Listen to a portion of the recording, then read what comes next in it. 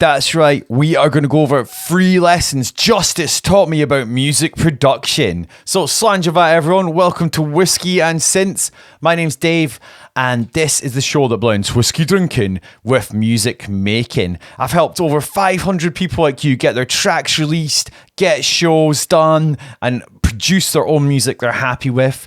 And also, I run 2 studios in the UK, and I've been making music for over 15 years. And this show is all about sharing lessons I've learned and continue to learn with you guys, so we can all make better music and enjoy our music production even more. And today we're going to look at Justice, who I've been following like my whole life pretty much, or since they were out. I was in my early 20s then, loved it, and they've just put out a new album this year as well, which is absolutely amazing. So we're going to learn 3 lessons that they showed us. They've given loads of interviews about their new album. I want to distill that into 3 lessons for you guys, and it's going to be in a kind of video podcast style format, and mainly chatting about it. It's kind of for intermediate or advanced music producers who just want to listen to something like this, take the tips and use it in their own music. So hope you enjoy that kind of thing. If so, let's get into it. So the first lesson that Justice, this album, they said they want to use contrast more in the album. So they dug deep into kind of really kind of hardcore 90s dance music. We're talking super fast 90s techno here, and even gabber, that kind of crazy heavy like Dutch movement of music where it's like kind of crazy distorted kick drums, wild synths, glitched out samples, and it was a bit of a different flavor to their music than what we've had before from Justice. And I think this contrast is important. It's a tool that artists use in all different kinds of art, from visual art to obviously music to literature, and it is really important because you can't have loud without quiet.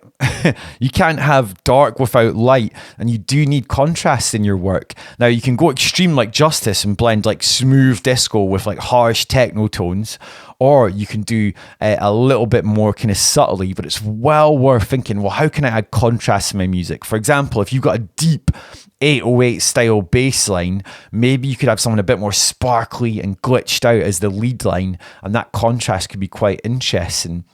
And it kind of reflects life a little bit, because there's obviously loads of contrasts and ups and downs in life. So remember, that's a big part of your music production. You're supposed to be putting your story into your music as well. So this tool of contrast might help you out. Let's check out the next thing. Still recording okay? Yep. 1, 2. Good. I feel like I can turn this a little bit. 1, 2. Still recording okay? 1, 2. Yep. There's a lesson I've learned to keep checking that.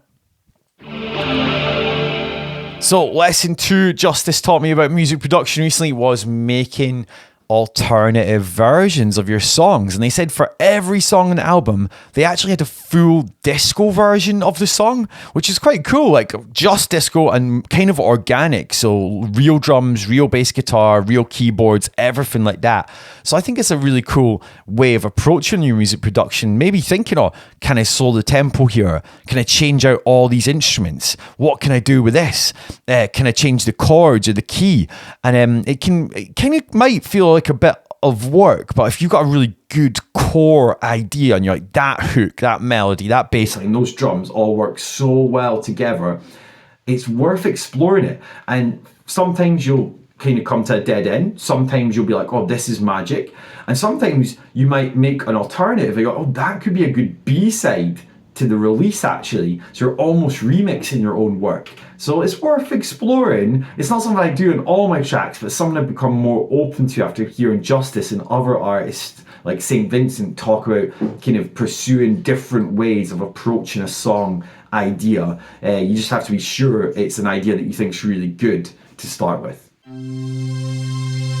So just before we get to the last and third and final tip from Justice that I've learned recently, if you're a music producer with thousands of unfinished Ableton tracks, but you really want to get them finished, then I've made a guide for you. Imagine this: 10 days, 10 steps, 1 finished track, and it's only 30 minutes a day. So you don't have to put in more time and effort than you're already putting into your music. I just help you use it more wisely and give you this framework to follow. We can go, yep, done that, like almost checklist style with a bit of a guide, per step, a bit of an artist quote for inspiration per step, and a clear kind of objective and then action of what you have to do.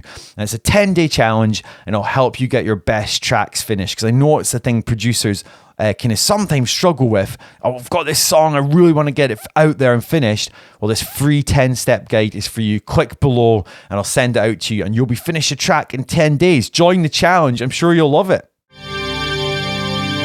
So the third and final tip I want to share today about Justice is on mixing. So they've got loads of advice on mixing. They talked about it quite a lot in this album. They said they had a technically perfect mix that was like really good, and they were really liking it, but something was missing, something wasn't there, and they couldn't get past it. So they invited a friend over to have a look at it, and their friend, to their surprise, started trashing the mix, changing the gains, the EQs, moving everything around, and they're like, oh, you've ruined it. But then what their friend was saying is sometimes to move forward you have to totally reset. Like, the mix they had was technically kind of sounding perfect, but it lost a lot of character, and so they had to restart from scratch, build from the ground up again, and try and remember what they were trying to say with that track, what feeling they wanted to come from it, and start the mix again. So sometimes if you're really struggling, we've all been there with Final Mix version 2.9.0 dot, the real final one dot, no, actually this is the real final one. Sometimes you actually have to like maybe open the project and bring all the faders down, reset everything and start again. And it's okay to do that, and you might surprise yourself. And also sometimes revisiting an early version of the project or a demo can help with this, where you're like, oh, this is the actual kind of feeling I wanted from the track originally. So that's worth doing as well, checking out that. So I hope these 3 tips from Justice helped you guys out there make more awesome music. And if you want extra help, remember I've got my 10-step, 10-day guide, a little challenge where you spend 30 minutes a day on the task set in that guide to finish your own original piece of music. And it covers everything in small chunks to take those steps to getting that track across the finish line. So if you like the idea of that, you know, finishing your track with less stress, no extra time involved, click below and I'll send that out to you. And I also occasionally do free one-to-one coaching sessions as well over Zoom. So if you go to my website below, you can check that out. I happily help. I do a few of them every month for producers like you. If you want a free coaching session on any music production stuff, I can help you out. But thanks for watching. Enjoy your synths, enjoy your whiskey, and yeah, happy music making. Maybe jump off YouTube now, or if you're listening on Spotify or whatever, jump off, open Ableton and just have a little play around. Go for it. Catch you later. Whiskey.